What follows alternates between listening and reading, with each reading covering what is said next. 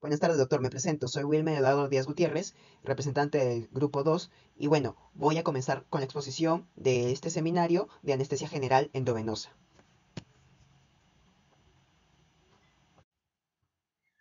Con lo que respecta a esta exposición vamos a plantear 5 objetivos académicos, los cuales son que debemos de comprender los fundamentos generales de lo que viene a ser la anestesia endovenosa, en donde vamos a incluir su definición, su evolución histórica, ¿no? Y sus principales objetivos. Ahora, y también su diferenciación con lo que respecta a la anestesia inhalatoria. Su segundo objetivo de la exposición es analizar los mecanismos de acción y los efectos fisiológicos que van a producir estos anestésicos intravenosos en lo que viene a ser al organismo, ¿no? Tanto en el sistema nervioso central, cardiovascular y respiratorio. Así también debemos de reconocer los principales fármacos que se emplean en la anestesia endovenosa, ¿no? Y clasificarlos, dar sus características, en qué momentos se van a usar y en qué momentos no.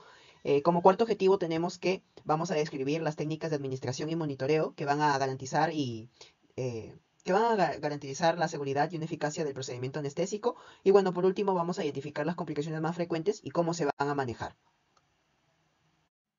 La frase motivacional para esta exposición es que la anestesiar no solo es dormir, ¿no? Es mantener el equilibrio entre la conciencia y la vida. Y por lo tanto, la anestesiología va a ser el arte en donde la precisión y la calma van a salvar las vidas de manera silenciosa, ¿no? Esto haciendo referencia a la intervención en quirófanos, generalmente, ¿no?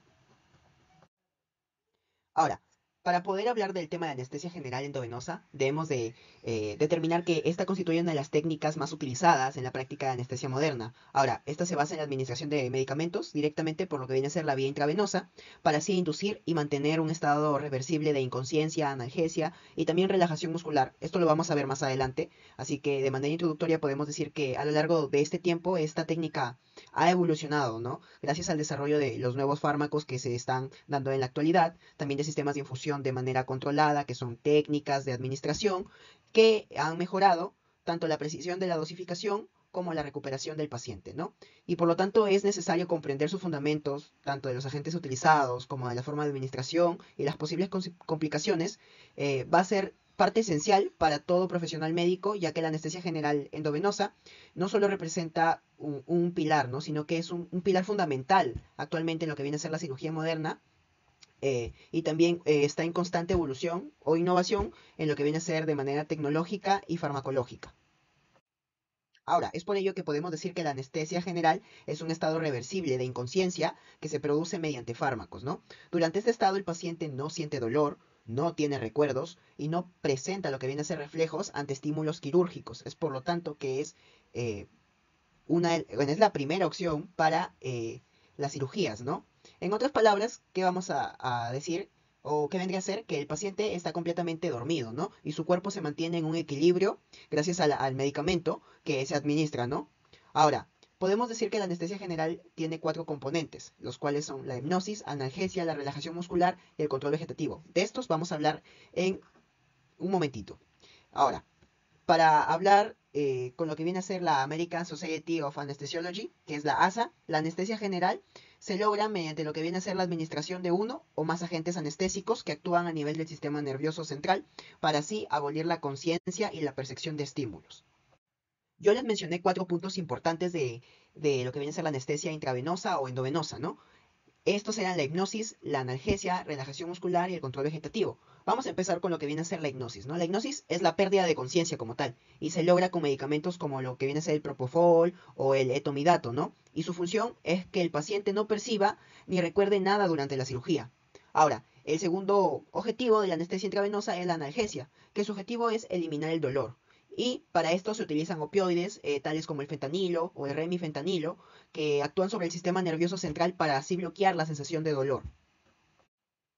Como tercer objetivo es la relajación muscular, que esto va a permitir al cirujano trabajar sin que haya una resistencia de los músculos, ¿no? Y así también nos va a permitir facilitar la intubación orotraqueal.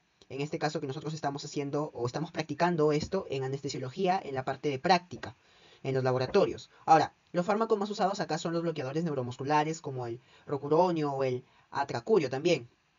Y como cuarto objetivo tenemos el control vegetativo, que ¿qué significa? Pues es mantener estable las funciones vitales, tales como la presión arterial, el pulso, la respiración, y así se va a evitar lo que viene a ser respuesta del sistema nervioso autónomo frente al dolor o al estrés quirúrgico. Aquí se van a combinar diferentes tipos de fármacos para llegar a un equilibrio adecuado, ¿no? Y entonces, en conjunto, estos cuatro objetivos permiten que el paciente esté completamente controlado y seguro durante el proceso quirúrgico. Con lo que respecta a la historia de la anestesia, pues la anestesia moderna comenzó en 1846 con William Morton, el que observamos en la imagen. Este demostró que el uso del éter como un anestésico inhalatorio, ¿no? A partir de ese momento los médicos comenzaron a buscar sustancias que pudieran aplicarse por vía intravenosa para lograr el mismo efecto, ¿no? De manera más rápida y controlada. Es ahí donde llegamos a 1872, en donde se introdujo el hidrato de cloral como uno de los primeros sedantes usados por vía oral o intravenosa. Luego, décadas pasaron y llegamos a 1934, donde se introdujo a lo que viene a ser el tiopental sódico, que es un barbitúrico que permite inducir anestesia en segundos, ¿no? Y fue un gran avance, aunque tenía el problema de causar depresión respiratoria y cardiovascular. Pero décadas, años pasaron y llegamos a 1960 y 1970, en donde aparecieron nuevos fármacos, ¿no? Con mejores características, como lo tenemos la ketamina, que mantenía la respiración y los reflejos, y también el etomidato, ¿no? Que es ideal para pacientes con problemas cardíacos, solucionando así los problemas que nos daba el tiopental sódico. Pero el verdadero cambio llegó en 1986 con la aparición del Propofol, ¿no? Que revolucionó la anestesia intravenosa. Ahora, el Propofol tiene un inicio de acción muy rápido, permite una recuperación corta y genera una sensación de lo que viene a ser agradable al momento de despertar. Hoy en día es el agente más usado alrededor del mundo, ¿no? Y gracias a los avances tecnológicos se están desarrollando sistemas de anestesia total intravenosa, ¿no? También conocidos como el TIVA, eh, en los que todos los medicamentos hipnóticos, analgésicos y relajantes se administran por vía intravenosa. Esto ha hecho que las cirugías sean más seguras, controladas y con menos efectos secundarios. Ahora bien, existen dos formas principales de producir anestesia, ¿no? Como ya lo hemos venido mencionando, la inhalatoria y la endovenosa. En la anestesia inhalatoria, el paciente va a inhalar gases anestésicos, tales como el sevoflurano, el desflurano, a través de una mascarilla o incluso de un tubo endotraqueal, ¿no? Y su acción va a depender del paso del gas a los pulmones y luego hacia el cerebro. Por eso su inicio de acción suele ser más lento, pero también la ventaja es que puede controlar la profundidad de la anestesia fácilmente, ¿no? Cambiando así la concentración del gas. En cambio, la anestesia endovenosa, los medicamentos se administran directamente por vía intravenosa. Esto hace que el efecto sea más rápido, ¿no? Pero los fármacos usados generalmente acá son el propofol, aunque también se puede utilizar la ketamina o barbitúricos, ¿no? Una ventaja importante de la anestesia endovenosa es que el paciente se recupera más rápido al finalizar la cirugía y suele tener menos náuseas o vómitos que con la anestesia inhalatoria. Además, con el uso de bombas de infusión controladas por objetivo, el anestesiólogo puede mantener una dosis muy precisa y constante del medicamento.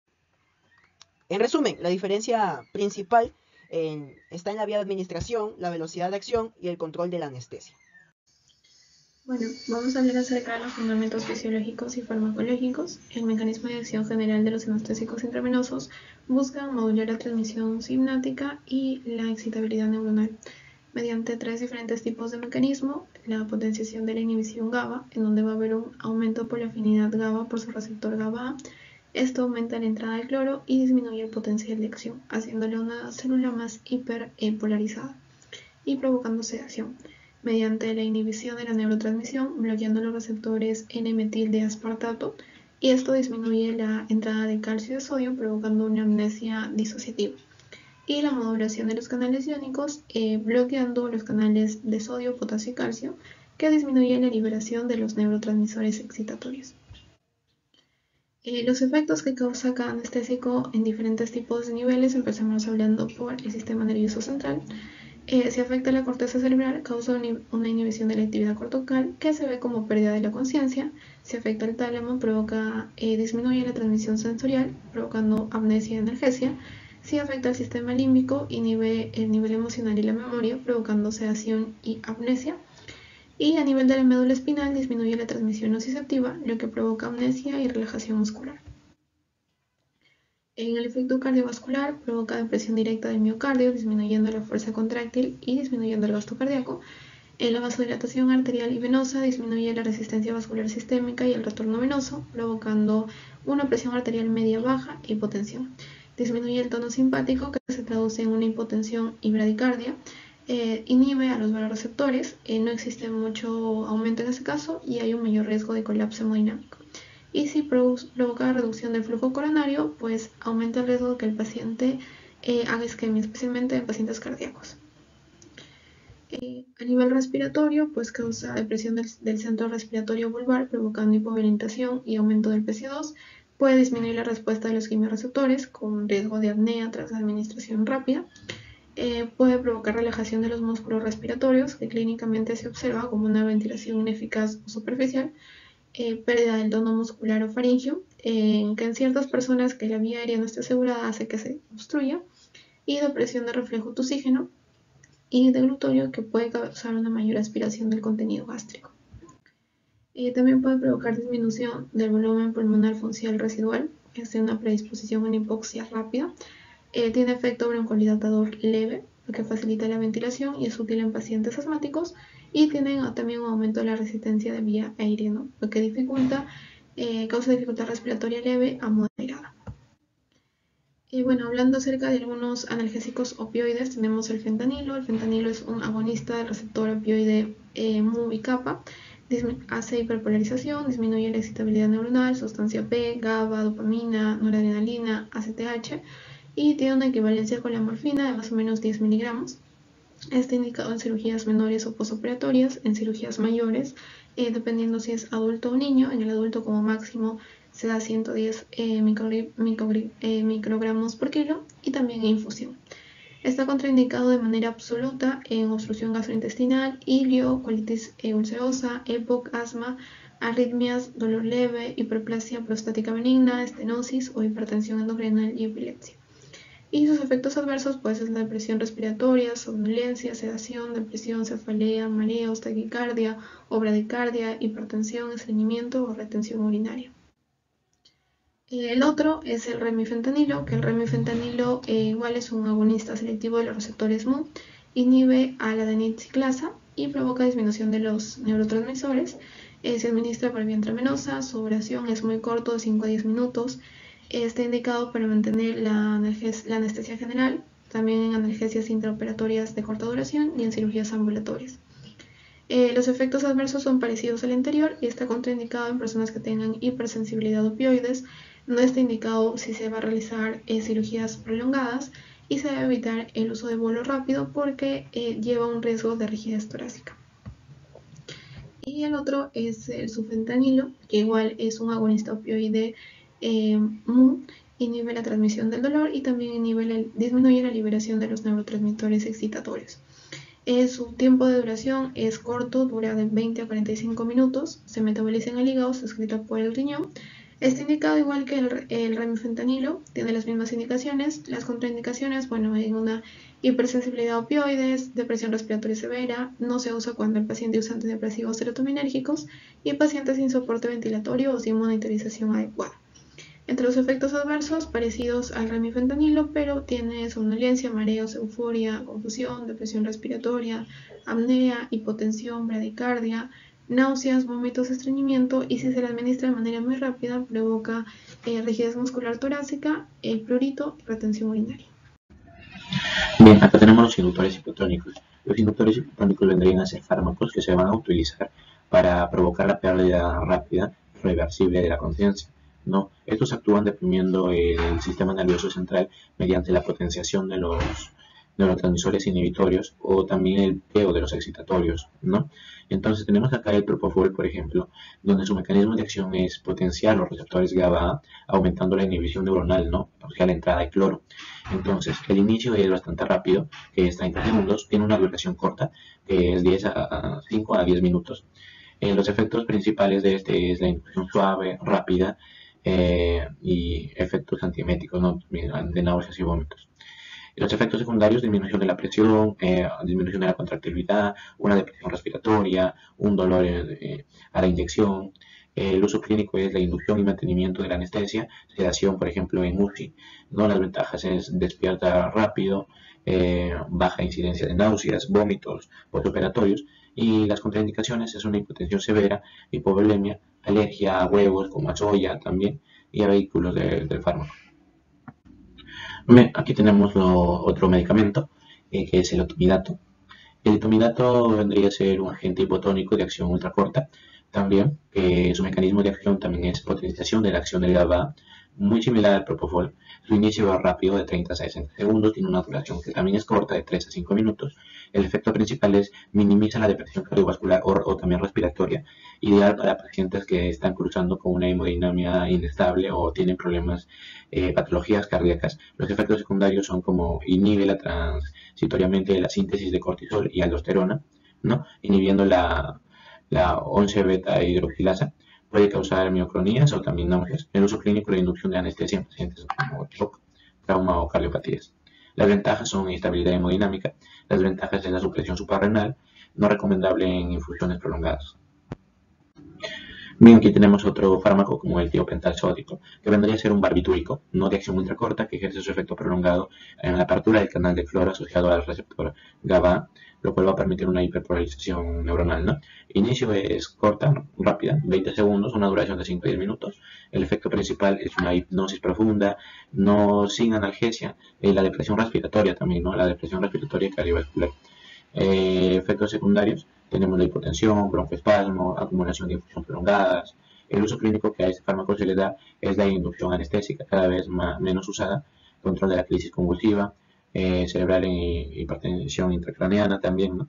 Las ventajas tienen que disminuye el metabolismo y flujo cerebral y actúa como un neuroprotector en este caso, ¿no?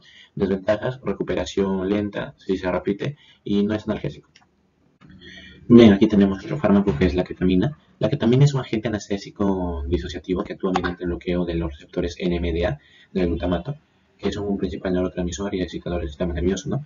Inicio es rápido también, de 30 a 60 segundos, una duración de 10 a 15 minutos. El efecto principal es anestesia con analgesia potente y amnesia, mantiene reflejos protectores y un tono simpático. Efecto secundario, aumenta la frecuencia cardíaca, la presión arterial, la presión intracraniana, alucinaciones, demás, ¿no? El uso clínico se utiliza en traumas, pacientes hipotensos, pacientes con asma, muy usada también en emergencias.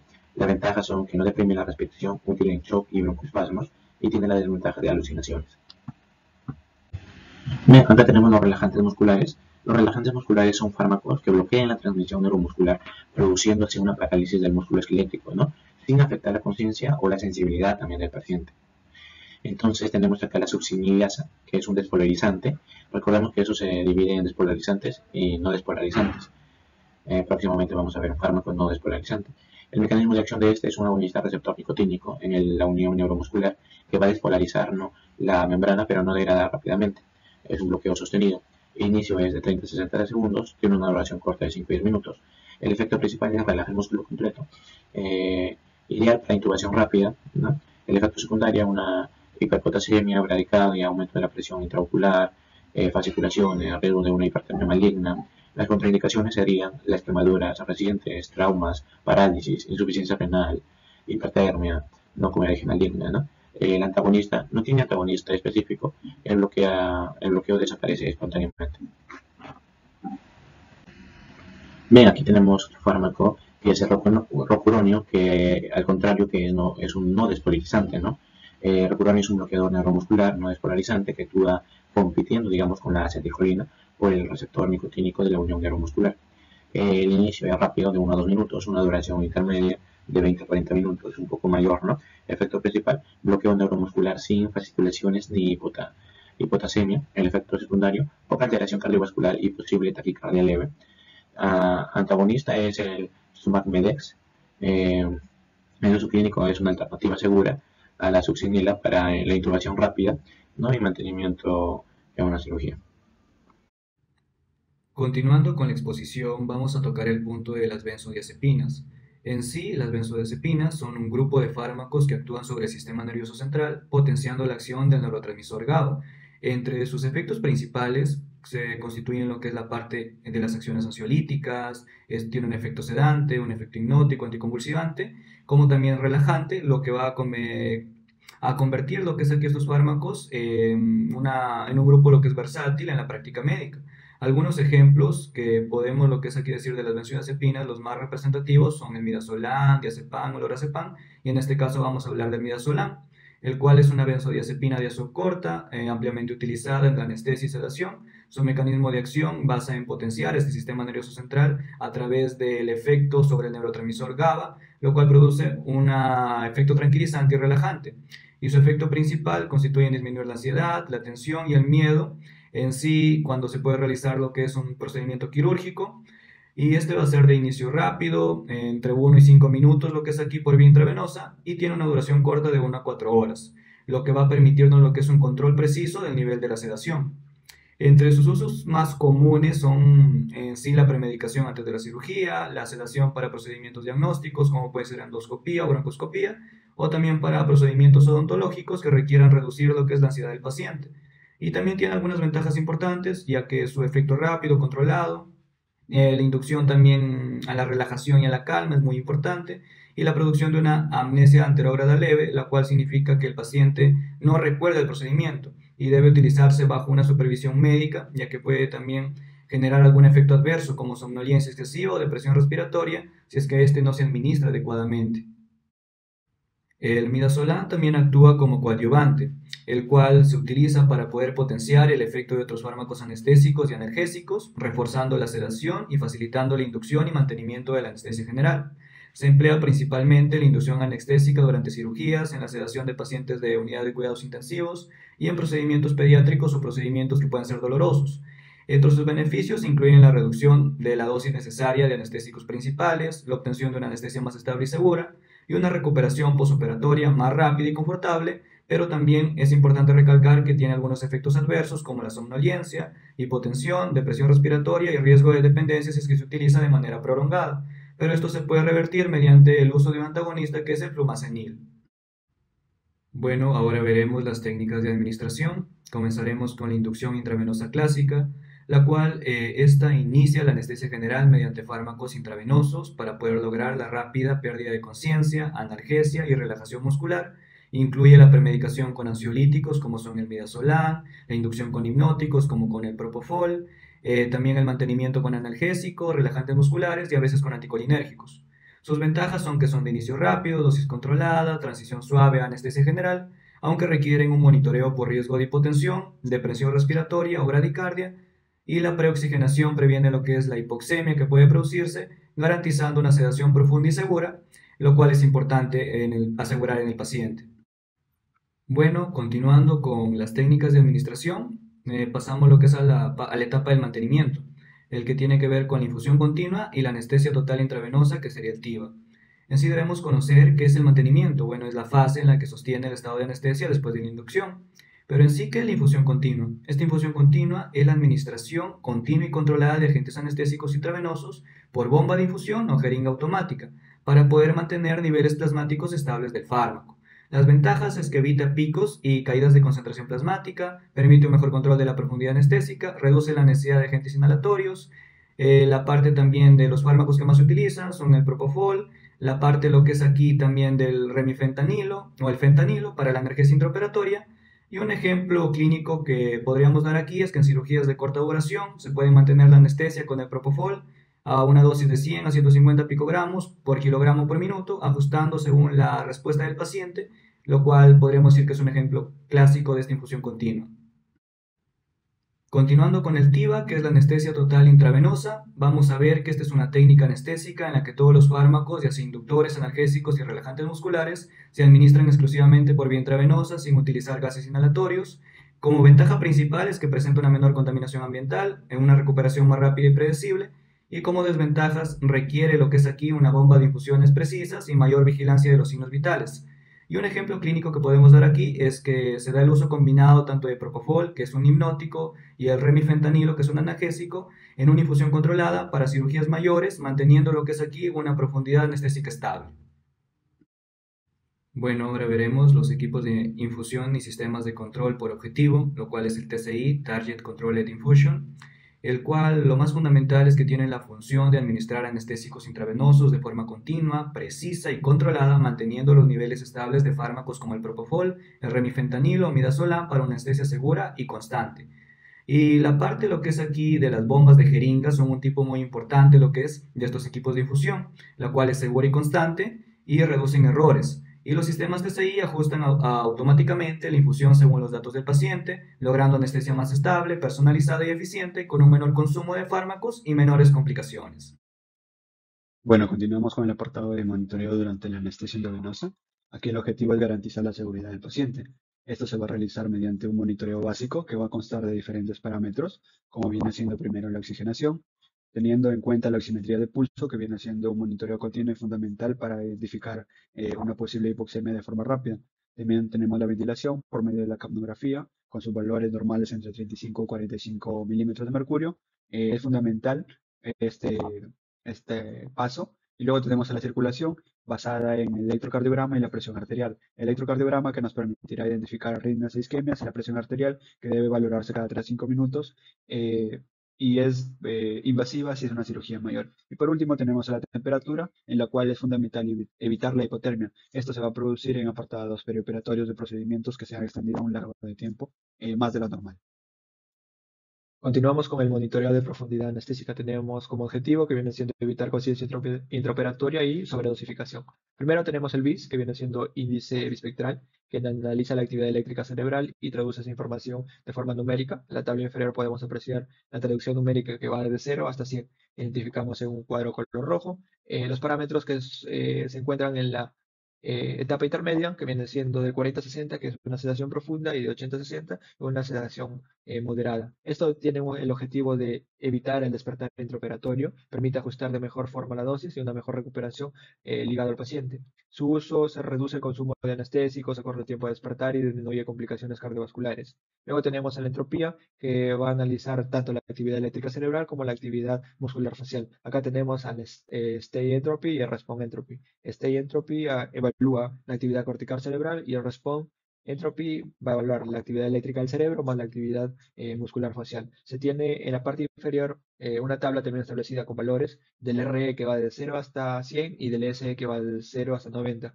También se tiene señalado un cuadro color rojo que de 40 a 60 tenemos que baja probabilidad de recuerdo y el nivel adecuado para la mayoría de operaciones. Y también se tiene que esto permite un ajuste fino de anestesia, detección temprana de reacción quirúrgica, mejor control combinado, mejor consumo de fármacos y recuperación más rápida por parte del paciente. Tenemos el control de la analgesia y relajación. En el apartado de la analgesia intraoperatoria, el objetivo de esta viene siendo evitar el dolor y respuestas autonómicas o motoras que se produzcan durante la cirugía. Tenemos a la valoración clínica, la cual se basa en cambios tanto hemodinámicos y signos motores, como taquicardia o hipertensión arterial, movimientos corporales o respiratorios espontáneos que se tenga, y el ajuste farmacológico ligado al uso tanto de opioides de acción corta, dosis bien tituladas continuamente y uso de bombas de infusión controladas por objetivo para tener una mejor administración de las dosis. Y luego de esto vamos a tener un monitoreo avanzado de la analgesia, evaluando los índices de nocicepción que se puedan identificar. Continuamos con la relajación neuromuscular, que nos permite o nos garantiza condiciones óptimas para que se realicen procedimientos quirúrgicos, la intubación y tener una recuperación adecuada del paciente. Tenemos el parámetro TOF, que viene siendo el estándar de oro, la cual va a encargarse de valorar el grado de bloqueo neuromuscular mediante la medición de músculos periféricos como el aductor de pulgar. Tenemos 3 parámetros de 0 a 1, que viene siendo el bloqueo profundo, de 2 a 3, bloqueo moderado, mayor a 0,9, que viene siendo una recuperación adecuada, la cual viene siendo el requisito fundamental antes de la extubación. Entonces, esto viene siendo esencial para identificar o valorar que no existe una parálisis residual luego del procedimiento realizado al paciente. Tenemos a las complicaciones y su manejo. Se identifica la hipotensión intraoperatoria. Como causas frecuentes vamos a tener el efecto de vasodilatadores y de presión miocárdico, como el propofol. También tenemos hipovolemia y bloqueo simpático. El manejo referente a esto viene siendo disminuir la infusión de hipnóticos, así también como administrar bolos de cristaloides, verificar el ritmo cardíaco, y si persiste, vamos a tener el uso de vasopresores. En la depresión respiratoria o hipoventilación que se presente, las causas frecuentes vienen siendo efectos acumulativos de tanto de opioides como propofol o benzodiazepinas, y también el bloqueo neuromuscular residual que se tenga. El manejo, primero, identificar la vía aérea permeable, suspender la administración del agente causal, identificar si la causa son los opioides y administrar naloxona, si el bloqueo residual, antagonistas, y monitorizar mediante capnografía o oximetría continuamente. Y tenemos también la reacción alérgica.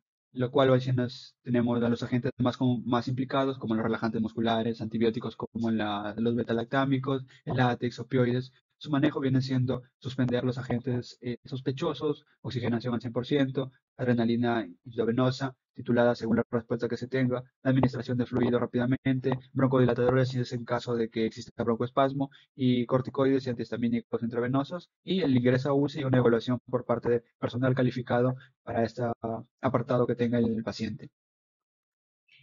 Continuando con la exposición, vamos a hablar sobre lo que es reconocimiento y manejo inmediato de lo que son las complicaciones en una anestesia endovenosa.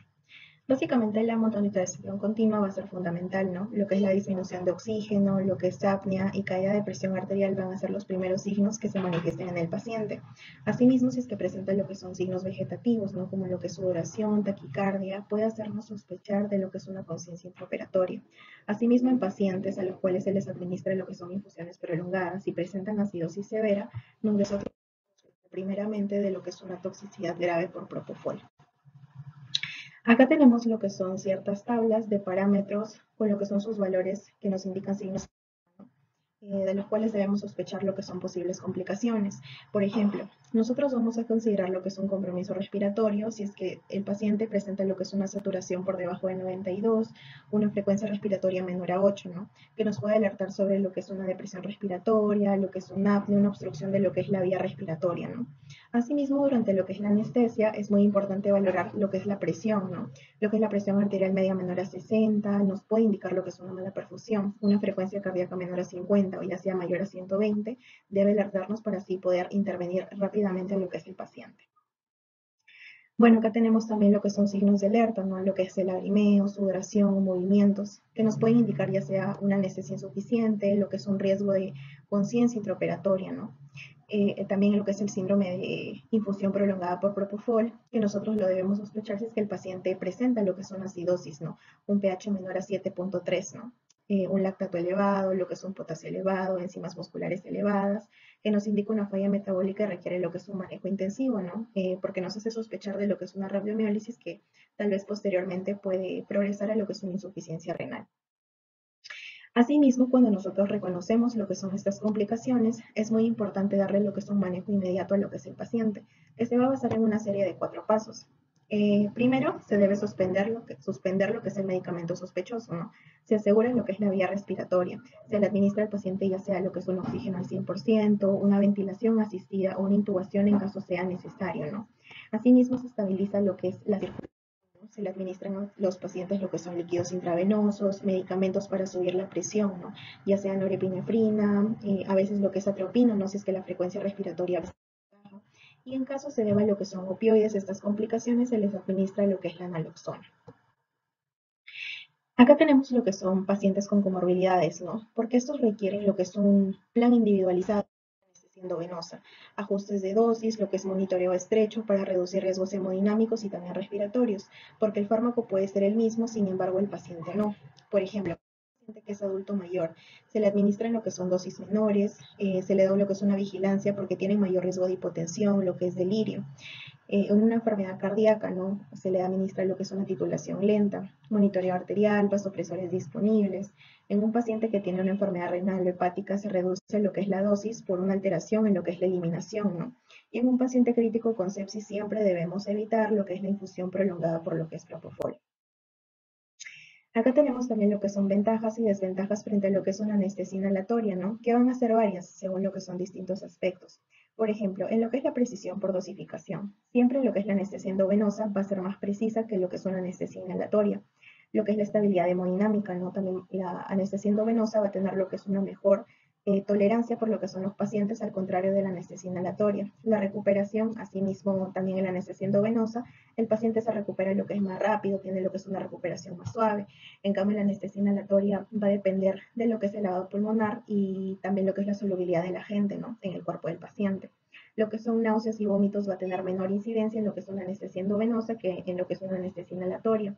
La vía aérea y los bronquios, porque la endovenosa no produce lo que es broncodilatación. En cambio, la anestesia inhalatoria va a tener algunos agentes que sí van a ser broncodilatadores, ¿no? va a presentar también lo que son ciertos riesgos específicos. La inhalatoria va a tener mayor riesgo de toxicidad por los anestésicos, ¿no? En cambio, la endovenosa va a tener mayor riesgo de lo que es depresión respiratoria súbita, un riesgo de conciencia y también lo que es un síndrome por propofol prolongado, ¿no? Asimismo, van a tener lo que son diferentes aplicaciones frecuentes, ¿no? Por ejemplo, en unos procedimientos podemos utilizar más la endovenosa y en otros la inhalatoria. Por ejemplo, la endovenosa va a ser más frecuente tal vez en lo que son procedimientos en los que se desea lo que es una rápida recuperación, ¿no? En neurocirugía y en pacientes que son más propensos a lo que es una reactividad bronquial. En cambio, la inhalatoria se usa más cuando el paciente requiere lo que es una cirugía larga, ¿no? Y el manejo en el quirófano estándar. Para concluir, tenemos lo que son las conclusiones. Tenemos 5 principales que hemos redactado. La primera, que la anestesia endovenosa representa lo que es una herramienta esencial en la práctica moderna, con su control preciso de la profundidad anestésica y su rápida instalación del efecto clínico. Asimismo, presenta lo que es una recuperación más rápida, una menor incidencia de náuseas que la convierte en una opción preferida para procedimientos ambulatorios y pacientes que tienen ciertos riesgos específicos. Como tercera conclusión, el reconocimiento temprano, manejo inmediato de lo que son las complicaciones, tanto cardiovasculares como respiratorias, son determinantes para la seguridad preoperatoria del paciente. Y lo que es la adecuada selección de fármacos y ajustes individualizados resultan indispensables en pacientes que tienen lo que son comorbilidades, ¿no? Optimiza sus resultados y reduce lo que son efectos adversos, porque como dijimos, el fármaco puede ser el mismo, pero el paciente no. Y como quinta y última, que la evolución hacia lo que son sistemas avanzados de infusión controlada por objetivo y nuevos agentes anestésicos van a tener lo que es una mayor precisión, seguridad y personalización en el manejo anestésico futuro. Para concluir lo que es esta exposición, hemos dejado lo que es una frase motivadora, la cual dice: la anestesia endovenosa no solamente va a ser el arte de inducir lo que es el sueño, sino la ciencia de acompañar la vida en su momento más vulnerable, porque cada paciente que confinamos al silencio merece despertar con dignidad, seguridad y esperanza. Esa va a ser nuestra misión y nuestro compromiso. Muchas gracias.